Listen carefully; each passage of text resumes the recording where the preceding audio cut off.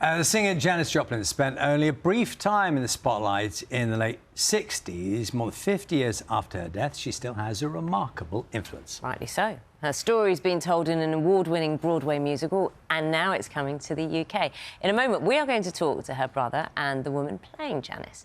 First, let's hear some of Janis's hits.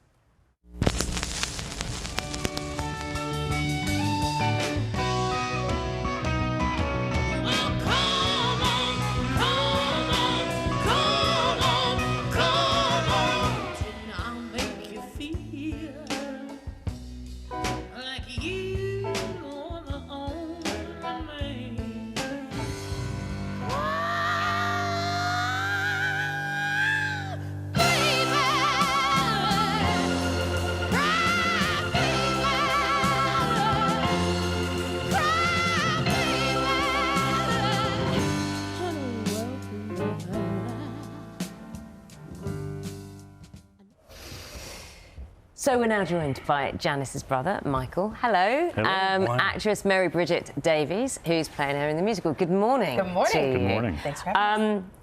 How long have you two known each other? A long time. I was thinking about that today. Like you were 15 19 or how? Yeah, something. I was a baby. So wow. So the reason I ask is obviously you knew Janis, and I'd love to hear some of the stories of what it was like to live with kind of a wild child of music, you know, when you're 10 years younger than her, but also because you knew her so well, how you would have felt knowing that the brother gets to say, who gets to play my sister? There's a high bar. There is a very high bar, absolutely. And we were just joking in the green room right now. We were talking about his sister Laura and her book Love, Janis, and I laughed. I said, I stood in line in high school to meet her and have my book signed. And then not 7 years ago, she approached me to narrate it for audio. For an audio book. So we're talking about full circle moments, you know, just like a scared little, because I was a fan of Janis's. And so being able to do this job, it's great. Michael, what's the essence? What is the essence that someone has to bring to playing Janis? The ability to let go. We've never tried to do a recreation of Janis. It's a semi-pointless exercise, and if you can get on stage and just let your inner Janis out, that's what we're looking for. And Mary came and okay, so here we go, let's rock. Now, Michael, so you're 10 years younger. Yes. Just paint us a little picture. When did the kind of Janis Joplin that we know, and that sort of that extreme performance, I mean that in the best possible way, did you see that when she, you know, what age did that start to emerge? Right, well, she was more of a beatnik until she became famous. That's how I look at it. So the beatnik attitude was pretty grungy, T-shirt. I mean, when she went to San Francisco, she was wearing T-shirts. And she's what, a teenager then, is she? No, she was older than that. A little bit older. So yeah, she's short 20s. Okay. You know, she was pretty down home, playing blues pretty quietly, and then when she went to San Francisco to play with Big Brother the first time, it was the first time she'd ever played in anything electric. There had been she'd always been acoustic or anything. So she's up on stage with the band or practice or whatever, and oh my God, this is loud. So it kind of, she was born that minute. Was it cool being her little brother? It was very cool, yeah. I mean, I'm in high school, and she's on the radio, and I got a lot of dates, and it was really good. So it was, street cred. Yeah, absolutely.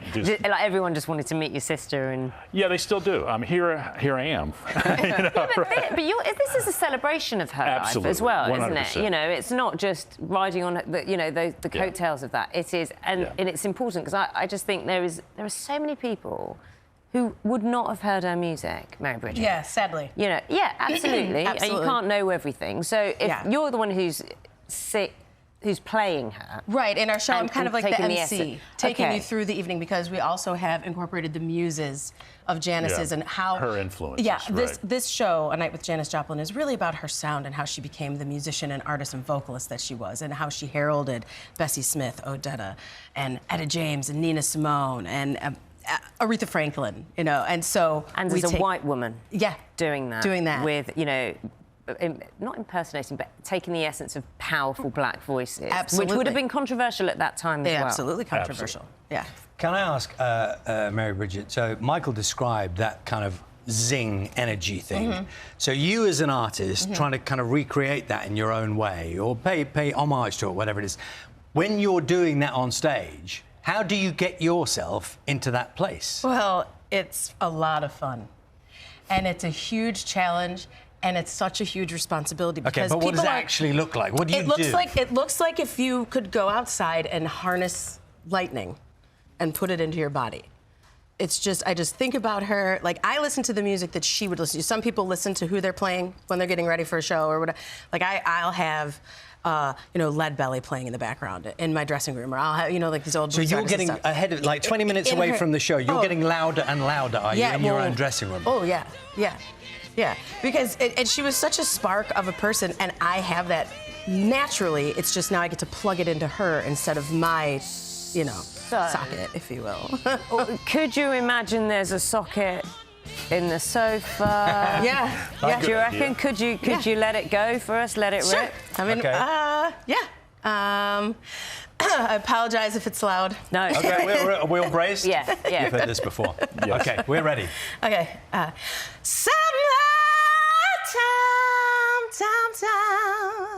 Child, living's easy. Fish are jumping out. Hear the cutlet can tell. Like that. Wow. Do you know, this is a building with lots of very, very busy journalists during an election campaign, and you're amazing. It's That's like fantastic. to me, that's like a real roller coaster of a voice, isn't it? Because I mean, that's... She had so much nuance. That's the other thing. People just thought she was just this tableau of this boot-stopping biker. She had so much finesse, and she was onto so many beautiful, like, vocal milestones. Like, she really... I feel lucky that I've gotten to play her for so long because I learned how to do what she was already trying to figure out. You have learned to, I use the word again, the essence, pay homage, whatever you want. You've learned to do that. There must have been a story, Michael, or a moment that you said, this has to be in, because this was her away from the music, or this was her personality that I want people to know about. And I don't want you to give anything away about the play. But there must have been something you thought, I want this part of her scene. Well, the live aspect of it was really important to Laura and I, and that's when we said we wanted to do some type of theatrical piece rather than a film thing, how to have an actual contact with the audience. And then the goal was to find somebody that could do that, and that took a while, you know, but I heard Mary and hey, come to auditions. Yeah. So. And I did. Right. I did. Do you get to learn kind of just about what drove her as well as, you know, as well? Well, and I'm a musician as well. Of course. And had my own band and everything. And so a lot of the troubles and woes and the hard part, I've already experienced myself. You can't fake that. You know, there was this one quote. She said, you know how I know I'm in Cleveland, man? You know, the walls are green. Because you're just stuck in a hotel. Right. You know, it's not as glamorous as you thought. You know, there are so many, and especially being the only woman in an all-male band, you know, they tear off with a groupie at the end of the night. You're the star of the show, and you're like, well, where's my... Oh, and you're alone, you know. I bet, Mary Bridget, you must generate quite some emotion in the room. Do you see, when you look out at the crowd when they're watching it, they're those kind of songs, aren't they? 100%. And also, it's great because, you know, her initial fans, when they come to the show, it's like they melt 30, 40 years off of them.